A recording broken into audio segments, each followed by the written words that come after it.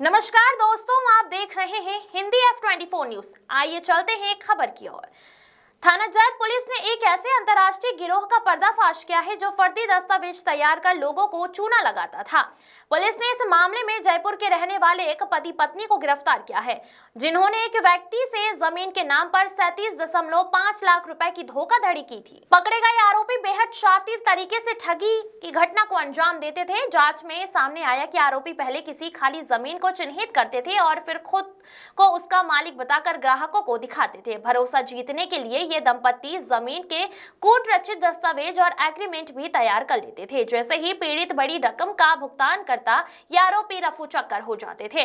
धोखाधड़ी का यह मामला तब खुला जब जैत निवासी पीड़ित चंद्रशेखर ने एसएसपी को अपनी आपबीती सुनाई। चंद्रशेखर के अनुसार आरोपियों ने उन्हें जमीन बेचने का झांसा दिया और जाली कागजात दिखाकर उनसे कुल 37.5 लाख रुपए ऐंठ लिए।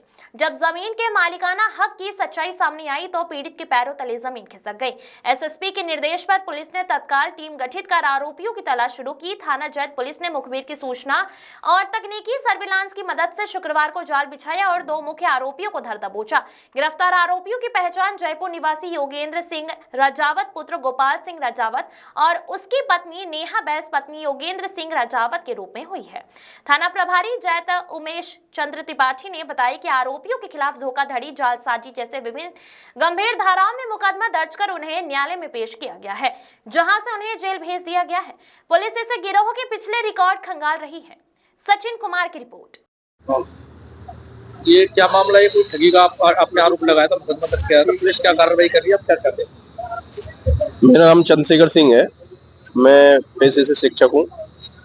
लगभग 1 साल पहले गांव जैत पर एक कॉलोनी काटी जा रही थी राधा सरनम के नाम से, खसरा नंबर 334 पर। इसमें स्तब्या स्टेट का नाम, स्तब्या स्टेट कंपनी का नाम है जो इस प्रोजेक्ट को डेवलप कर रही थी और उसके डायरेक्टर हैं नेहा बैस और योगेंद्र सिंह राजावत। ये मूल रूप से जयपुर के बताए जा रहे हैं, जयपुर के रहने वाले थे और इन्होंने जो है एमबीडीए बताकर, ये एमबीडीए अप्रूव्ड प्रोजेक्ट है हमारा, और यहाँ पे प्लॉटिंग स्टार्ट कर दी। अब मैंने भी यहाँ पे एक प्लॉट की मुझे जरूरत थी, मैंने एक प्लॉट लेना चाह रहा था, तो मैंने इनसे बात की तो इन्होंने जो है हमको जो एक लेआउट दिखाया टेंटेटिव, ये लेआउट है, एमबीडीए से अप्रूव्ड प्लान है और इस पे 100 गज का प्लॉट है और इसको हम सेल कर रहे हैं इस तरीके के प्रोजेक्ट को डेवलप करके। तो मैंने यहाँ पे जो है इनसे बात करी तो रेट तय किया। इसके बाद में इन्होंने मुझसे 9 लाख रुपए चेक के रूप में चेक ले लिए 9 लाख के, और बाकी का कैश ले लिया पेमेंट, जिसकी रसीद मुझे दी थी, और एक मुझे सेल टू एग्रीमेंट कर दिया प्लॉट का B6 का। इसके बाद जो है इन्होंने हमें जो पेमेंट दिया था उसकी रसीद और एक PDC चेक दिया था, पोस्ट डेट चेक, 37.5 लाख रुपए का मेरा पेमेंट गया था इनके पास में, तो 37.5 लाख रुपए का मुझे सिक्योरिटी बतौर चेक दे दिया। चेक देने के बाद में इन्होंने जो है बोला कि आप चाहें तो प्लॉट ले लीजिए, चाहें तो हमसे पैसा ले लीजिएगा, अगर हम टाइम पे जो है इस प्रोजेक्ट को डेवलप नहीं कर पाते हैं तो हम आपका पैसा भी वापस कर देंगे।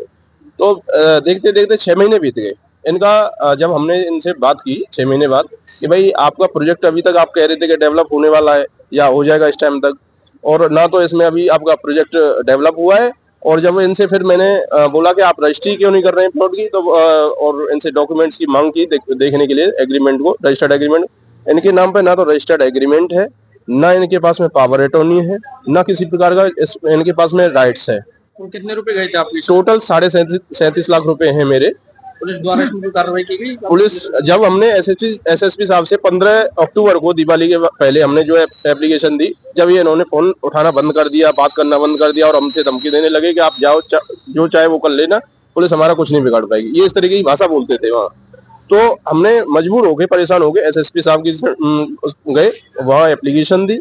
एप्लीकेशन में हमारी जांच सीओ सदर के पास आई। सीओ सदर ने जांच करके और मैटर को इनको बुलाया अपने ऑफिस में, तो इन्होंने एक लिखित समझौता भी वहां पे दिया था कि हम इनके चंद्रशेखर जी यानी मेरे पैसे 31 दिसंबर 2025 तक कंप्लीट कर देंगे, पूरा पैसा वापस कर देंगे। लेकिन इन्होंने जो है वो समझौता पत्र भी नील कर दिया, अपना खुद का लिखा हुआ समझौता पत्र, नहीं पैसे वापस किए मेरे। आपकी तरह से कितने ग्राहक होंगे जिनके साथ?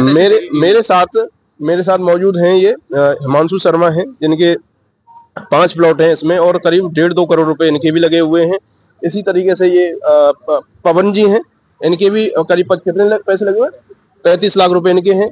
ये राजीव गौतम जी हैं, इनके भी 5 प्लॉट हैं, इनके भी 1.5-2 करोड़ रुपए लगे हुए। ऐसे कुल मिला के लगभग 6-7 करोड़ रुपए की ठगी इन्होंने की है यहाँ से। क्या कार्रवाई चाहते हो? हम ये चाहते हैं, हम प्रशासन से, पुलिस प्रशासन से ये चाहते हैं कि इनके खिलाफ सख्त से सख्त कार्रवाई की जाए, क्योंकि इनके जितने भी डॉक्यूमेंट्स है सब फर्जी हैं। वहां पे जयपुर में भी इन्होंने फ्रॉड किया है। इनका एक नंबर है, सर्विलांस पे लगा हुआ है, पहले से किसी क्राइम में फंसे हुए हैं। हम चाहते हैं कि ये जल्द से जल्द सलाख के पीछे होने चाहिए, जेल जाने चाहिए। आपको ठगी की जानकारी कब हुई? ये ठगी की हमें जानकारी ऐसे हुई कि जब हमने इनको फोन करते रहे, ये फोन उठा नहीं रहे थे, बात नहीं कर रहे थे और लगातार हमको भ्रमित कर रहे थे। जितने भी इन्होंने एड्रेस दिए थे ना, तो एड्रेस पे मिलते हैं, वो सब फर्जी हैं। हमने जांच करके देखी, इनकी पता की, ये वास्तव में डॉक्यूमेंट्स में जो एड्रेस हैं वो कैसे हैं।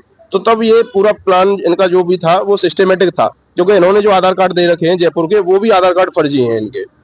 और यहाँ पे भी जो ऑफिस बना रखा है नोएडा में, वो भी गलत एड्रेस दे रखा है उसका।